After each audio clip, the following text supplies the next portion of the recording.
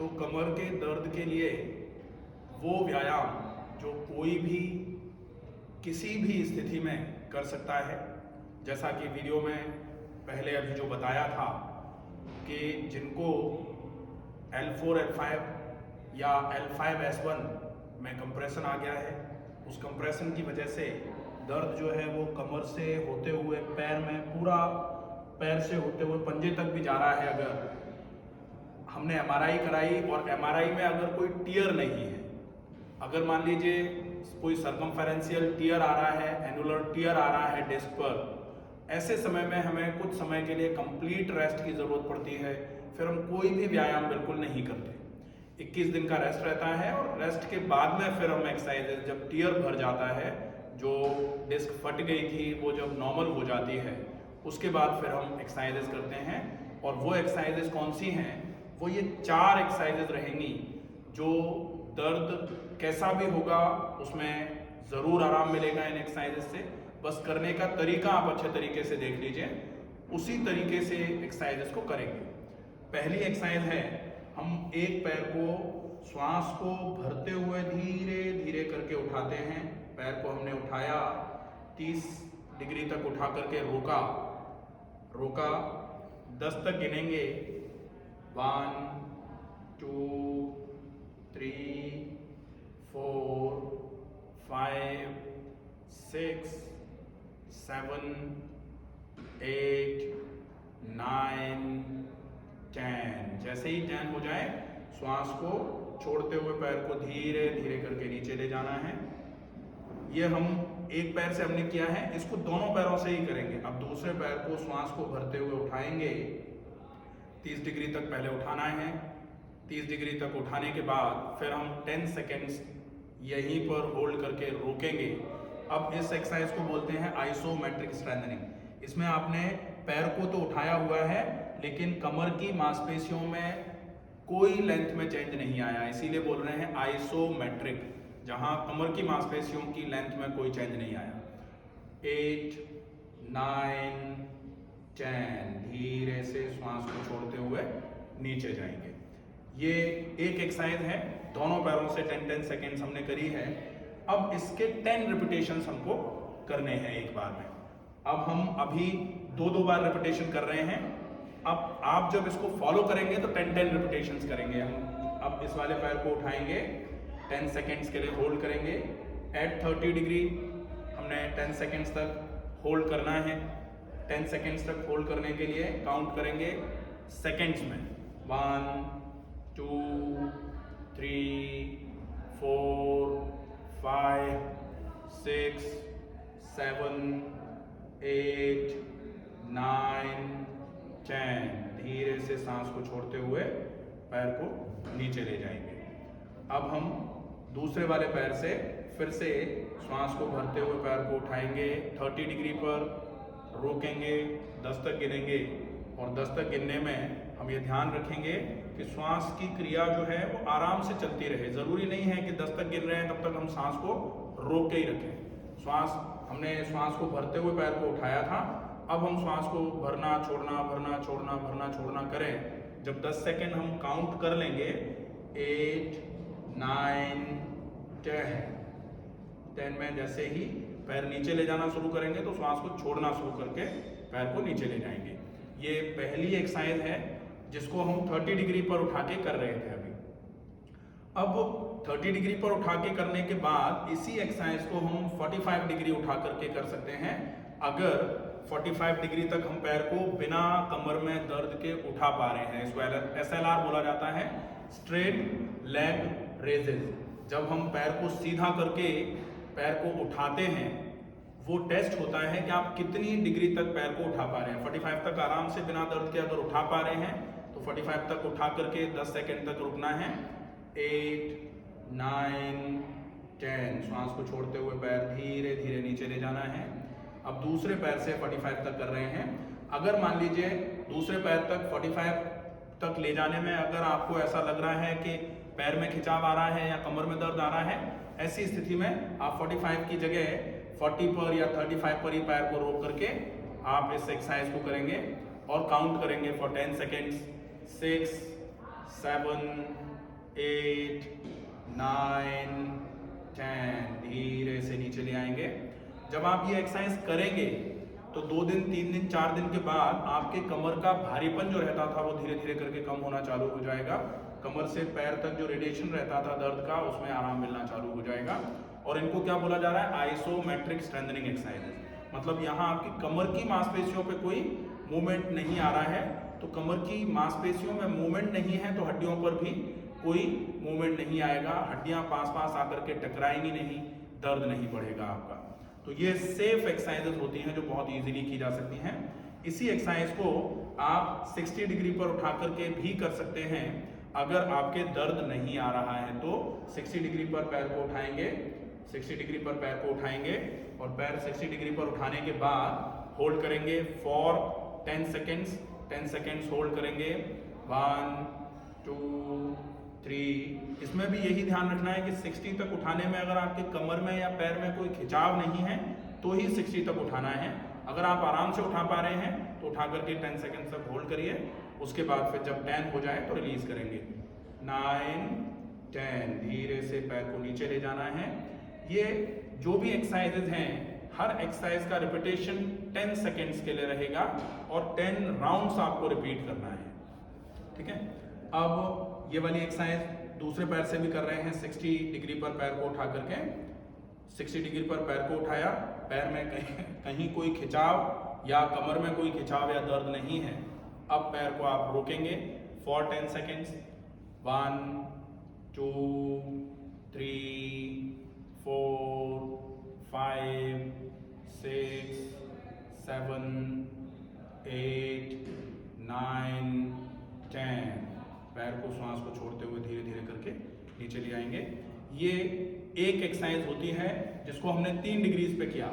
पहले 30, फिर 45 और फिर 60, दोनों पैरों से किया।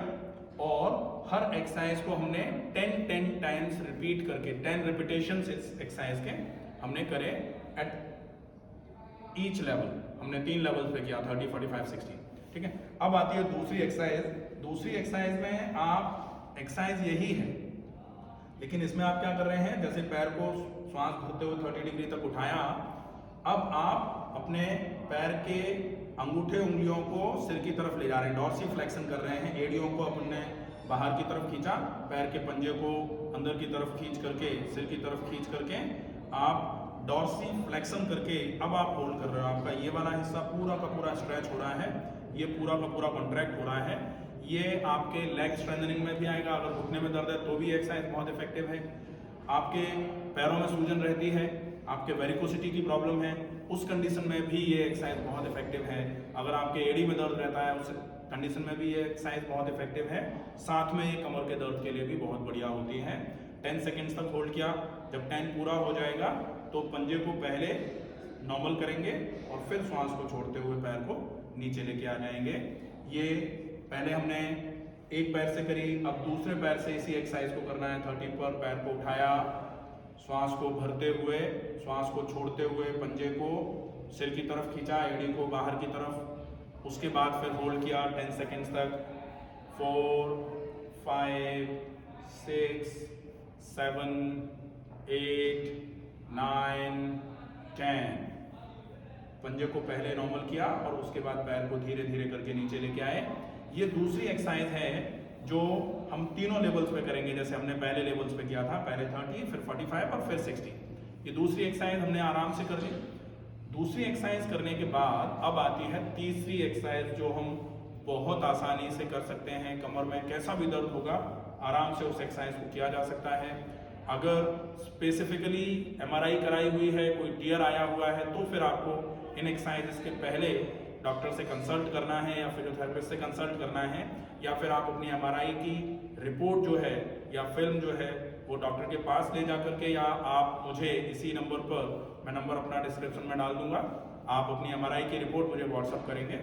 फिर आपकी स्पेसिफिक एक्सरसाइजेज या स्पेसिफिक प्रोटोकॉल क्या होगा वो आपको बता दिया जाएगा। अब तीसरी एक्सरसाइज जो बहुत आसानी से आप कर सकते हैं वो है एक पाद पवन मुक्तासन। एक पाद पवन मुक्तासन के लिए दाहिने पैर को पहले श्वास को भरते हुए उठाया, जितना उठा सकते हैं उतना उठा लिया।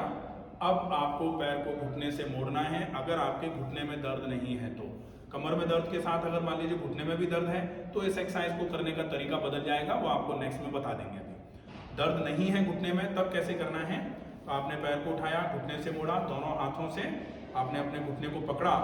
अब आप दोनों हाथों पर जोर लगाते हुए पैर को खींच करके सीने की तरफ घुटने को ले जा रहे हैं। गर्दन आपकी बिल्कुल फिक्स रहेगी जहां है। यहाँ आप क्या कर रहे हैं, अपनी हिप बोन को आपने खींच करके नीचे की तरफ शिफ्ट किया है, तो जो आपका लंबोसेक्रल जॉइंट है उस पर डिस्ट्रैक्शन होना चालू हो जाएगा। जो हड्डियां पास पास आकर के नस को दबा रही थी वो धीरे धीरे करके जो आपकी सैक्रल एरिया है, जो सैक्रोइलियक जॉइंट होता है, हिप बोन आपकी जब नीचे की तरफ जाएगी तो सैक्रोइलियक जॉइंट नीचे की तरफ जाएगा, उसकी वजह से लंबोसेक्रल डिस्ट्रैक्शन होगा और आपको तुरंत कमर में दर्द में आराम मिलना चालू हो जाएगा। इस एक्सरसाइज को आप 10 सेकेंड्स होल्ड करके रोका है आपने। 10 सेकेंड्स जब पूरे होंगे तो श्वास को पहले भरते हुए पैर को सीधा करेंगे, हाथ नीचे ले जाएंगे, पैर श्वास भरते हुए सीधा करेंगे और श्वास को छोड़ते हुए पैर को धीरे धीरे करके नीचे लेके आएंगे। इसमें पैर आपने 90 डिग्री तक उठाया हुआ देखा। अगर आपको पैर 90 डिग्री उठाने में दिक्कत आ रही है तो आप पैर 30 डिग्री से ही पैर को मोड़ सकते हैं। अब हम वो देखेंगे। पैर पहले 30 डिग्री पर उठाया, अब मान लीजिए यहाँ उठाने में आपको आगे दिक्कत आ रही है तो फिर आप पैर को यहीं से मोड़ लेंगे। मोड़ लिया घुटने से पूरा। अब आपने दोनों हाथों से घुटने को पकड़ा और श्वास को छोड़ते हुए पूरा जोर लगा करके आप हाथों पर जोर लगा करके घुटने को सीने की तरफ ले जा रहे हैं। आप अपने हिप बोन को नीचे की तरफ खींच रहे हैं। जो आपका सैक्रोइलियक जॉइंट है वो नीचे की तरफ जाएगा, लंबोसेक्रल जॉइंट नीचे की तरफ आएगा तो लंबोसेक्रल डिस्ट्रैक्शन होगा, जिसकी वजह से जो कमर की हड्डियां पास पास आकर के नस को दबा रही हैं वो नस धीरे धीरे करके रिलीज होना चालू हो जाएगी। प्लस ये लंबोसेक्रल मस्कुलर स्ट्रेंथनिंग का भी काम कर रहा है। जो मांसपेशियां हैं वो धीरे धीरे करके मजबूत होना चालू हो रही है। 10 पूरा हो जाएगा, उसके बाद धीरे से रिलीज करेंगे। श्वास को भरते हुए पैर को सीधा किया था, श्वास छोड़ते हुए पैर को नीचे लेके आए। ये एक एक बार दोनों पैरों से किया यहाँ। अब आप इनका 10 टाइम्स रिपीटेशन करेंगे। 10 रिपीटेशंस विद बोथ लेग्स जो है वो कर लेंगे। ये तीसरी एक्सरसाइज हो जाती है। अब है चौथी एक्सरसाइज। चौथी एक्सरसाइज के लिए एक टर्किश टॉबल लीजिए। टर्किश टॉबल को आप फोल्ड कर लीजिए। 4 फोल्ड कर लिया आपने और टॉबल को फोल्ड करके कमर के नीचे लगाने के लिए आप कैसे लगाएंगे, लेट जाएं, लेटे हुए हैं। अब कमर के नीचे टॉवल को लगाने का तरीका जो होगा, पहले पैरों को घुटनों से मोड़ लिया, पैर घुटने से मोड़ लिए। सेतु बंधासन की अवस्था बिल्कुल कम, जरा सा कमर को उठाना है और ये जो तौलिया है ये कमर के ठीक नीचे जहां बेल्ट लगाया जाता है वहां पर इस तौलिया को प्लेस कर देना है। अब आपको कमर को नीचे रखना है, पैर सीधे फैला लेने हैं। पैर फैले हुए हैं, दोनों पैर पास पास हैं, दोनों हाथ शरीर के बगल में हैं। जो तौलिया आपने कमर के नीचे लगाई है, पेट और कमर की मांसपेशियों को पूरा दबाते हुए, जोर लगाते हुए उन पर उस तौलिया को दबाने का काम करना है। जोर से दबाएंगे, जोर से दबाएंगे, जोर से दबाएंगे, दबा के रखेंगे, 10 तक गिनेंगे। 1 2 3 4। जब दबा के रखा हुआ है हमने तौलिया को, उस समय ये सारी की सारी मांसपेशियां तौलिया पर जोर डाल रही हैं। और तौलिया पर अगर मांसपेशियां जोर डाल रही होती हैं, इसका मतलब वो मांसपेशियां जो हैं वो धीरे धीरे करके अपनी टोन और अपनी स्ट्रेंथ को गेन कर रही हैं। तो मांसपेशियों की टोन और स्ट्रेंथ अगर बढ़ेगी, मांसपेशियां हड्डियों पर से वजन को हटा देंगी, हड्डियों पर पड़ता हुआ वजन जो है वो धीरे धीरे करके रिलीज हो जाएगा, आपके कमर के दर्द में आराम होना चालू हो जाएगा। 10 सेकेंड जब पूरे हो जाएं तो फिर जोर को रिलीज कर लेना है। प्रेशर जो लगा रहे थे वो रिलीज कर लेना है। सांस को एक बार पूरा भरना है, पूरी सांस छोड़नी है, फिर एक बार लंबी गहरी सांस भरनी और सांस को छोड़ने के साथ साथ धीरे धीरे करके दोबारा से जोर लगा के रखा, जोर लगाया, लगा के रखा, 10 सेकेंड तक काउंट किया। जब 10 सेकेंड पूरे होंगे तो धीरे धीरे करके फिर से रिलैक्स करना है। इस एक्सरसाइज का भी रिपीटेशन जो है वो 10 टाइम्स होना चाहिए। जब आप 10 बार इस एक्सरसाइज का रिपीटेशन करेंगे तो आपके कमर की मांसपेशियों की ढिलाई जो थी वो धीरे धीरे करके स्ट्रेंथ में बदलना चालू हो जाएगी। कमर की मांसपेशियां जो फ्लैबी हो जाती हैं वो धीरे धीरे करके मजबूत होना चालू हो जाएंगी।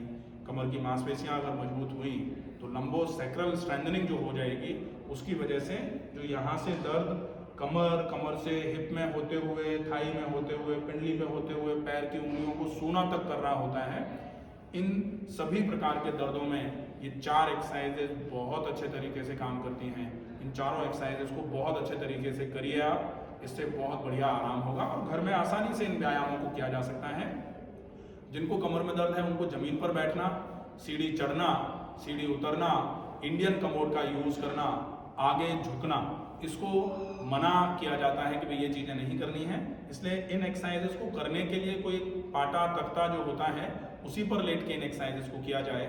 मजबूरी में आपको अगर ज़मीन पर बैठना पड़ रहा है तो खड़े होते समय आप आगे झुक के खड़े ना हो, किसी के हाथ के सहारे या फिर किसी से सपोर्ट लेकर के ही आप खड़े हों। ये आपको विशेष ध्यान में रखने वाली बात है।